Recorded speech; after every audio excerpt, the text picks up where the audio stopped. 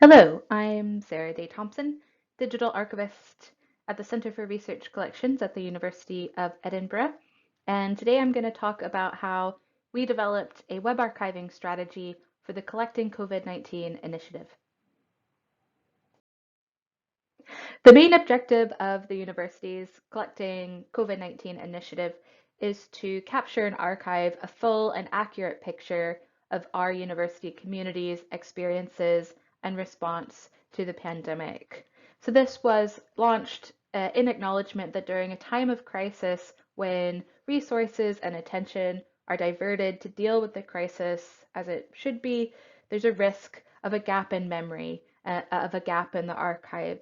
So we're doing our best to actively, proactively, responsively collect the experiences and decision making of our university communities. The Collecting COVID-19 initiative call for submissions, which was put out at the end of April, called for records of all kinds and from all perspectives, just any materials that documented someone's experience of the pandemic and of lockdown. The initiative is led by the University Archives team, but we're supported by an advisory group that's made up of members from across the university. We've also taken quite serious considerations for capturing records of very difficult circumstances, taking this into consideration in our procedures, but also in our communications. And at least in the beginning, we were accepting only digital submissions because at the time, the library was closed and the archives team was working from home. The call for submissions listed a handful of types of records which might be submitted, not as an exhaustive list, but just as some examples: web and social media, digital journal and diary entries, emails, photographs, videos, audio recordings, digital artworks, and other digital documentation. But we stated in the call that we will take any format, any type of material. So you can see that we did specifically mention web and social media, in fact, listing it first on most of the communications about the call. But as you might imagine, some of these other formats, emails, also photographs and videos and audio recordings are often published to a web platform first and ultimately have come to us as a web-based submission. Starting at the end of April, the university put out a wide range of communications to invite the university community to submit their materials to the Collecting COVID-19 initiative. In these initial communications, we listed a general archives email address for interested members of the community to get in touch with their questions or with submissions. While initial emails and submissions started to come in through email, we worked with the digital library development team, namely Haraf Malmquist, who put a huge amount of work into developing this digital submission form. So we wanted a way to uniformly capture metadata, contextual information about contributors to the initiative and about their submissions. So you can see here that the way we have opted to collect web resources is simply by an open text box asking contributors to list a URL to whatever web resource they want to add to the collection. And you can see with the little green plus button, you can add multiple URLs to the same submission. So far, the Collecting COVID-19 initiative has received somewhere in the vicinity of 50 submissions, and the majority of the web-based submissions include blogs led by researchers and research teams with contributions from the research area, so very collaborative blogs on blog platforms like WordPress, similar student publications with lots of contributions from the student community, also on blog platforms like WordPress, as well as student-produced videos, mainly submitted to us as links to YouTube.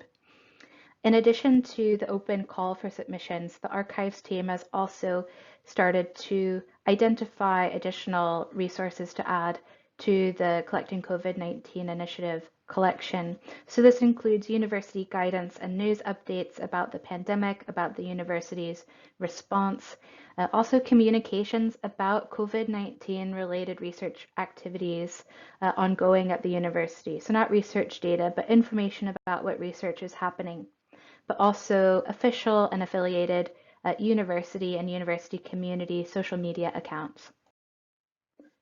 So based on these circumstances and on the web-based resources coming through the submission form and identified by the archives team, I needed to develop a strategy for capturing the web-based content as part of the initiative. And this strategy needed to be something completely new because there is no existing program or infrastructure in place. It needed to be relatively rapidly deployed, given the risk of these web resources potentially disappearing or changing. I needed to capture them relatively quickly. I needed to capture them using the information, the metadata and contextual information provided through this low barrier submission process, though I did have some information around copyright and personal data that was collected through the form. The strategy needed to accommodate varied types of web content, from the static web pages of the university's guidance and news releases, to researcher blogs, to embedded media, videos, and audio recordings, to social media accounts. It also had to have provisions for access, so how these web resources would be discovered and accessed as part of the collection in the future, as well as provision for preservation. It also needed to be implemented with minimal staff capacity. So basically me, with some support from the archives team. And these web-based submissions were just one type of submission among multiple forms of digital submissions coming through the initiative. And the initiative itself is an extra project being undertaken alongside and on top of the core work that we were already doing as a team. So the main conclusion of this sort of list of strategy requirements is that we needed help. At this stage, I reached out to the UK Web Archive through the National Library of Scotland to ask if they could help us and provide support for archiving our web-based submissions to the initiative. So I have been in conversations with them and I'm hoping that we can work on a partnership where we use their infrastructure to capture resources, but provide the selection and description and the actual curation of collections ourselves. And this relationship and collaboration is still very much under construction. So the process I'm about to describe is very much in draft form.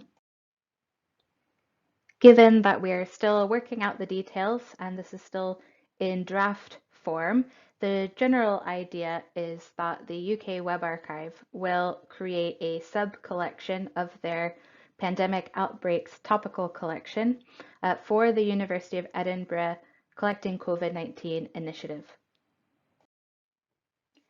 To build this sub-collection for the University of Edinburgh's initiative, the collection record metadata will be supplied by the Edinburgh Archives team based on UK Web Archive guidelines. We'll have our own account for the UK Web Archive web-based annotation and curation tool, so we can select and curate websites ourselves. I will provide some training for other archive staff on web archiving basics, and when I'm up to speed on the annotation and curation tool and how to use it. Then the University of Edinburgh archive staff will build these collections of websites which are in scope for our initiative, doing the selection and appraisal, the description, and the quality assurance.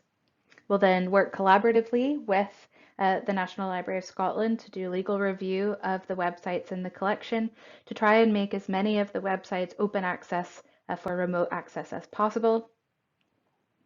We'll include links to the UK Web Archives portal of archived web pages in the University of Edinburgh catalogue so that our users can find these websites and view this collection through our discovery resources as well. We'll also be testing the UK Web Archive's GLAM Workbench notebooks, which are relatively new tools based on Jupyter notebooks for analyzing web resources as data, recently developed by the British Library, National Library of Australia, and IIPC. And I look forward to learning more about that and playing with those myself. In addition to working with the UK Web Archive to capture our collecting COVID-19 websites, I've also been doing some targeted manual capture using the web recorder desktop tool and Rhizome's Conifer service that is based on that web recorder tool for mainly content that is a little bit tricky to capture with the UK Web Archive crawler tools. So this is mainly those blogging platforms, interactive pages or pages with embedded media, and social media pages. But in an ideal world, I would also encourage researchers and students to capture their own web outputs, web materials, project websites using tools like this so they can submit these already captured versions of their websites. And potentially, I will also start collecting some Twitter accounts associated with the university's response to the pandemic using the Google Sheets-based tags tool for collecting Twitter data and the Documenting the Now project's Twerk tool.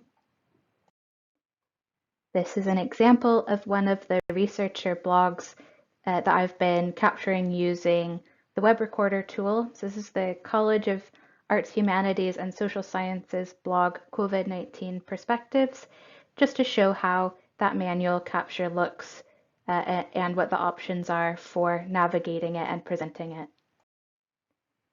Ultimately, I'm hoping to use this web strategy developed for the Collecting COVID-19 initiative to springboard for wider programs, including the University of Edinburgh's web estate. That team is currently planning for a migration to a new platform in 2021. So we've been working with a third-party partner that they are using to conduct a content overview and audit of the entire university web estate, which will hopefully be really useful in building a more established web archiving program.